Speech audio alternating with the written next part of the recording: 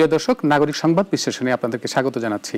আপনারা জানেন আমরা সাধারণত নানা ঘটনা নিয়ে এই সংবাদ বিশ্লেষণে আলোচনা করে থাকি, সেই সাথে চেষ্টা করি যে দিনের ঘটনার পিছনের কারণগুলো কি, সেসব বিষয়ে কথা বলতে আজকে আমাদের সাথে যুক্ত হয়েছেন নাগরিক পার্টি এনসিপির যুগ্ম আহ্বায়ক এবং অন্যতম কাণ্ডারি, যাকে নিয়ে এই সময়টায় আমরা নানা সামাজিক যোগাযোগ মাধ্যম সহ নানা বিষয়ে তাকে নিয়ে বিতর্কিত করার চেষ্টা করছি। আমরা জানি তিনি হলেন সারোয়ার তুষার।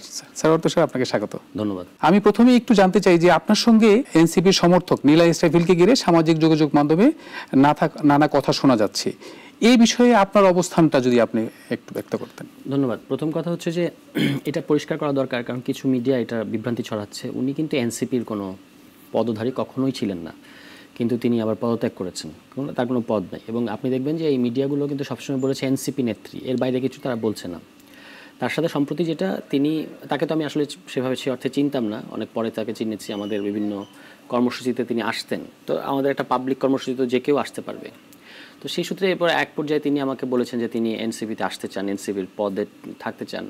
কিন্তু আমি তাকে পরিষ্কার করে যেটা বারবার বলেছি যে এই এনসিপির পদের যে দেওয়ার যে ব্যাপারটা, এটা আমি দেখি না, আমার কাজ ভিন্ন।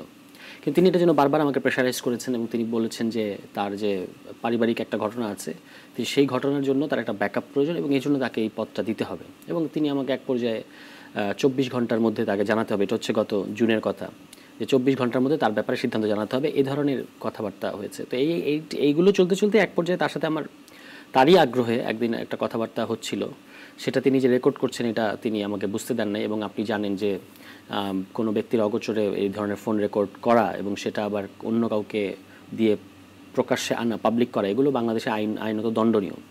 তো তিনি সেখানে রেকর্ড করেছেন এবং একটা কথা আপনি ওখানে যেটা নিয়ে এত আলোচনা হচ্ছে গত অনেক দিন ধরে, ওই বিশেষ ধরনের কথা বা বিশেষ ধরনের শব্দ, এটা কিন্তু ওই কেউ যদি ওটা শুনে থাকে দেখা যাবে যে ওখানে কেউ আমার কাছ থেকে এই ধরনের কোনো কথা শোনা যাচ্ছে না, বরং তার কাছ থেকে শোনা যাচ্ছে। কিন্তু এটাকে ওই ফ্রেমিংয়ের যে রাজনীতি, মিডিয়াগুলো কয়েকটা মিডিয়া জানি না কেন, সম্ভবত তাদের আমাকে অপদস্থ দেখতে পছন্দ হচ্ছে, তাদের এটা ভালো লাগছে, তো তারা এটাকে একটা বিশেষ ওই কোনো রকম যাচাই বাছাই ছাড়া তিনি যে দাবিটা করছেন ওই দাবিটাকেই হাজির করছে।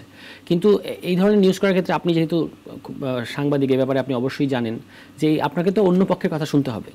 হ্যাঁ, তারা কিন্তু আমার সাথে যোগাযোগ করে নাই, কিন্তু আমার সাথে যোগাযোগ না করি এই ধরনের এইসব ক্ষেত্রে নিউজ করা হচ্ছে, ফলে এগুলোকে নিউজ বলা যায় না।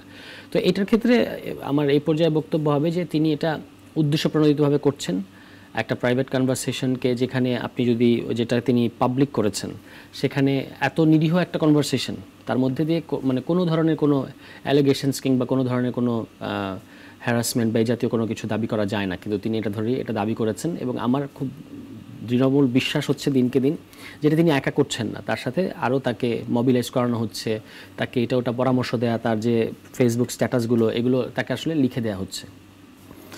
আপনার কি মনে হয় যে এইটার পিছনে মানে উনি ইনফ্লুয়েন্স হচ্ছে? আপনি বলছেন, আমরা গতকালকে খেয়াল করলে দেখতে পাই যে কয়েকটা পত্রিকায় একটা স্ট্যাটাসকে ঘিরে অনেকগুলো পত্রিকায় নিউজ হয়েছে, সেখানে আমরা প্রতিক্রিয়া দেখেছি। তা আপনার কি তাহলে মনে হয় যে একটা সংঘবদ্ধ চক্র জড়িত, কিংবা নাকি কোনো রাজনৈতিক উদ্দেশ্য প্রণোদিতভাবে এই কাজটা করা হচ্ছে? অবশ্যই এটা রাজনৈতিক উদ্দেশ্য প্রণোদিত। এটার একটা কারণ হচ্ছে যে আমাকে এটা আমি দেখেছি যারা এটাকে ইস্যু হিসেবে পিক করেছে। প্রথমত আমি দেখেছি যে এটা পাবলিক বা পিপল বলতে আমরা যাকে বুঝাই, তারা আসলে এটাকে ইস্যুটার মূল মোটিভ করে সবার কাছে পরিষ্কার, আমাকে ইনবক্সে, কমেন্টে নানাভাবে তারা কিন্তু এগুলো বলছেন। কিন্তু একটা স্পেসিফিক কোয়ার্টার পলিটিক্যালি মোটিভেটেড তারা এটাকে পিক করেছে এবং তাদের উদ্দেশ্যটা খুব পরিষ্কার, তারা এটা নিয়ে লেখালেখিও করেছে যে আমাকে পলিটিক্স থেকে মাইনাস করাটাই হচ্ছে তাদের উদ্দেশ্য। এবং সেটা খুব অবভিয়াস কারণ আমার 5 তারিখের পর থেকে খুব সুনির্দিষ্ট একটা রাজনীতি আছে, সেই রাজনীতির সাপেক্ষে আমি কোনো রাজনৈতিক পক্ষ বা কোনো রাজনীতিকে আমি সমালোচনা করি এবং কোনো রাজনীতিকে আমি আপহোল্ড করি, এটাই আমার কাজ। তো সেটাতে স্বাভাবিকভাবে কেউ হস্টাইল ফিল করেছে এবং সেখান থেকে তারা এই ঘটনাটা তাকে দিয়ে যেহেতু আমাকে তারা যুক্তি দিয়ে এবং আমার রাজনৈতিক বক্তব্যকে রাজনীতি দিয়ে কাউন্টার করতে পারে নাই, তারা এই ধরনের ব্যক্তিগত চরিত্র হননের রাস্তা ধরেছে। এবং গতকালকের যেটা একটা খুব অ্যাবসার্ড একটা ব্যাপার যে তিনি একবার আহত, হ্যাঁ কেন আমাদের অফিসে এসেছিলেন আমি জানি না, তখন এনসিপি হয় না, জাতীয় নাগরিক কমিটি ছিল, কিন্তু তিনি যেহেতু আপনার অফিসে যদি একজন আহত মানুষ আসে, আপনি তো তাকে অবশ্যই হাসপাতাল পর্যন্ত নেবেন। আমরা তাকে পুলিশ প্রটোকল সহ, পুলিশকে খবর দিই, পুলিশ প্রটোকল সহ তাকে আমরা হাসপাতালে নিয়ে যাই। এবং হাসপাতালে নিয়ে গেলে আপনাকে তো একটা ফর্ম পূরণ করতে হবে, এটা খুব একটা বেসিক ফর্মালিটিস, এবং ফর্মের ওই স্বামী অবলিক পিতা লেখা থাকে। কিন্তু যে নিয়ে এসছে কেয়ার অফ সি, ওখানে পরিষ্কার এরকম C/O কেয়ার অফ, আমি যেহেতু নিয়ে গেছি আমার কথাটা লেখা আছে।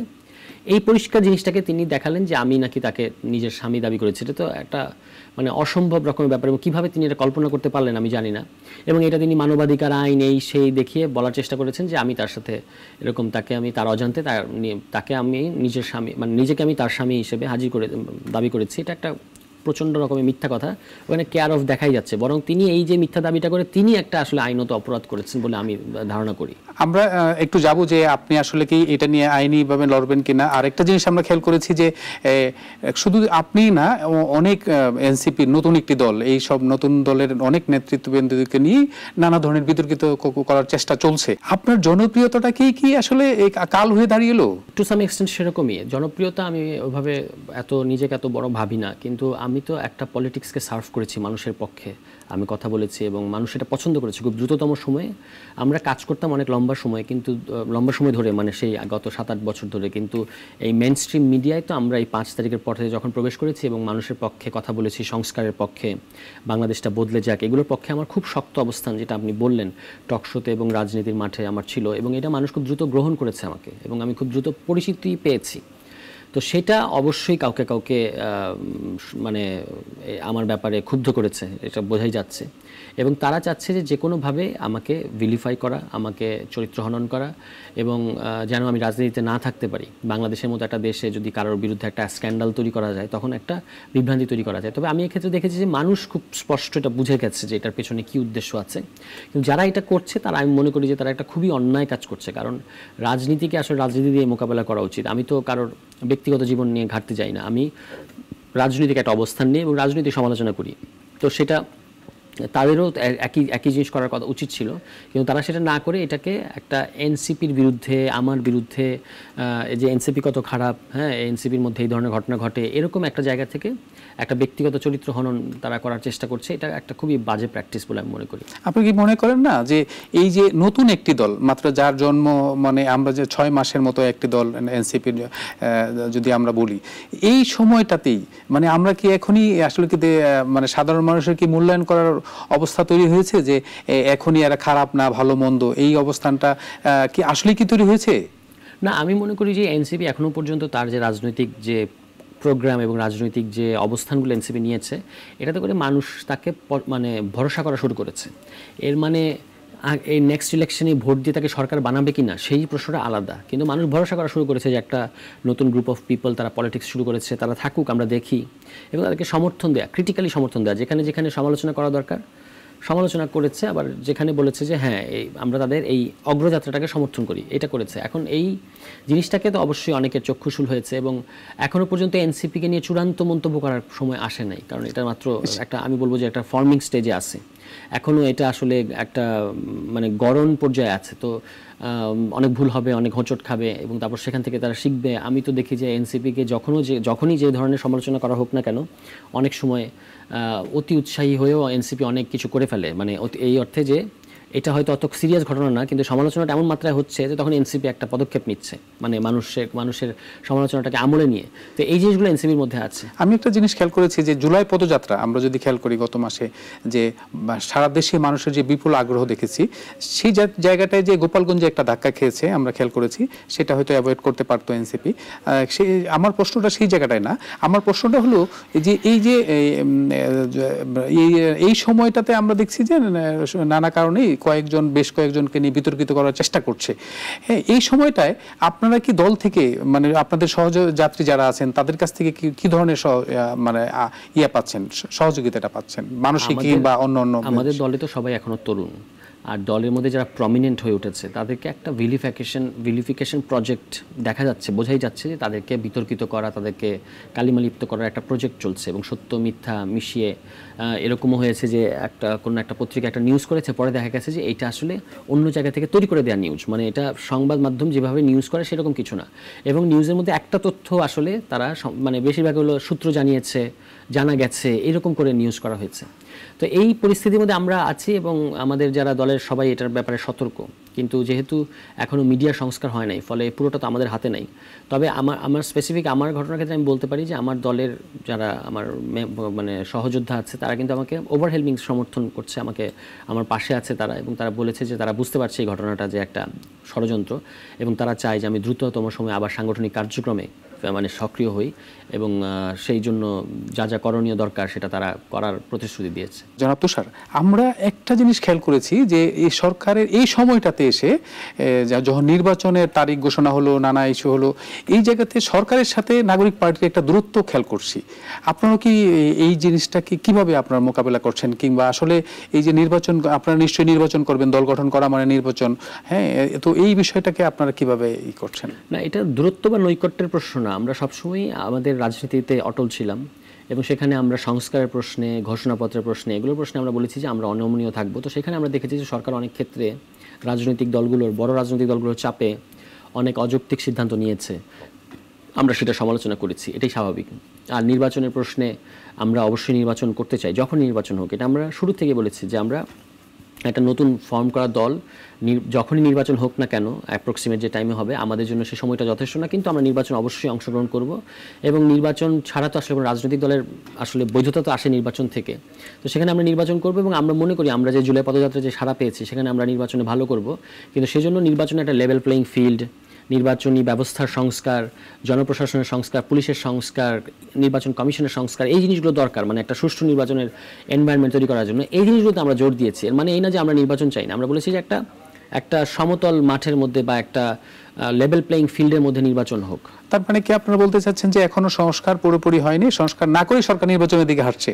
এখনো পর্যন্ত কোনো সংস্কারই কিন্তু পরিপূর্ণভাবে হয় নাই। মানে সংস্কার এই হবে এরকম আলোচনায় আছে, এখনো জুলাই সনদটা প্রস্তুত হয় নাই, কিন্তু তার আগে নির্বাচনের জন্য মানে তাড়াহুড়া শুরু করে দিয়েছে সরকার। আমরা খেয়াল করেছি যে সাধারণ মানুষও বলছে যে জুলাই সনদ যেটা দিয়েছে সাধারণ মানুষও খুশি না। তার মানে সাধারণ মানুষের সাথে আপনাদের যে দল, এই ধরনের মানুষের এক ধরনের মাটির সম্পর্ক আমরা বলি, যে না হলে পরে সাধারণ মানুষ, আমরা যে সোশ্যাল মিডিয়াকে খেয়াল করে দেখি যে না আসলে তো এই যে জুলাই সনদ দিল, কি দিল, এটা আমরা এনসিপির পক্ষ থেকে বক্তব্য তো সেটাই আমরা খেয়াল করেছি। আমি আরেকটা জিনিসের জায়গায় যেতে চাই, স্পষ্টভাবে যেতে চাই সেই জায়গাটাতে, যেহেতু আপনার দল নির্বাচন করবে, আপনি কি নির্বাচনের প্রস্তুতি নিচ্ছেন? অবশ্যই আমি নির্বাচন করতে চাই এবং আমি অলরেডি আমাদের যে নরসিংদীতে আমি সেখানে কাজ করছি এবং সেখানে আমি খুব দ্রুততম সময়ে, যে যদিও সেখানে বিএনপি খুব শক্তিশালী, কিন্তু আমি দ্রুততম সময়ে মানুষের ভালোবাসা পেয়েছি। মানুষ আমাকে বলছেন যে থাকো, আমরা দেখব, মানে এরকম। তো আমি কাজ করে যাচ্ছি আমার সামর্থ্য অনুযায়ী এবং মানুষ শেষ পর্যন্ত অবশ্যই আমাকে হয়তো এটা প্রতিদান দেবে এবং আমি অবশ্যই নির্বাচন করতে চাই এবং নির্বাচন করে নির্বাচনের মধ্য দিয়ে জনপ্রতিনিধি হয়ে বাংলাদেশের মানুষকে সেবা করতে চাই। আপনাকে আমার একেবারে আমরা শেষ মুহূর্তে আসছি, আমরা আরেকটা জিনিস জানতে চাই যে এনসিপি যদি নির্বাচনে আগামীতে ভালো না করে বা মন্দ করে, যে কি হবে, আপনাদের ভবিষ্যৎটা কি হবে, এনসিপির ভবিষ্যৎটা কি? না, ভালো করবে না আমি এরকম মনে করি না, কারণ সাম্প্রতিক যে কিছু জরিপে দেখা যাচ্ছে যে এনসিপি জনপ্রিয়তা বাড়ছে এবং সেখানে যদি 30%-এর মতো ভোট আমরা ব্যাংক করতে পারি, একটা হলো কতটা আসন পাচ্ছে সেটা একটা বিষয়, একটা 30% ভোট যদি আমরা পাই, এটার মানে কিন্তু যে আমরা একটা প্রতিষ্ঠিত দল এবং আমাদের একটা জনভিত্তি আছে, এটা প্রমাণিত হবে। তো সেটা আমি মনে করি যে এখন বাংলাদেশের যে রাজনৈতিক যে মাঠের যে হিসাব, সেখানে এনসিপি যথেষ্ট সম্ভাবনা আছে। ভালো করুক বা প্রত্যাশিত ভালোর চেয়ে যদি একটু কমও ভালো করে, যেটাই করুক, আমরা মনে করি যে আমাদের রাজনীতিটা মূলত শুরু হবে নির্বাচনের পরে এবং নির্বাচনের পরে আমরা মাঠের যে রাজনীতি সেটাতে আরও বেশি শক্তিশালী বা সক্রিয় অবস্থান নিতে পারবো। ধন্যবাদ জনাব সারওয়ার তুষার।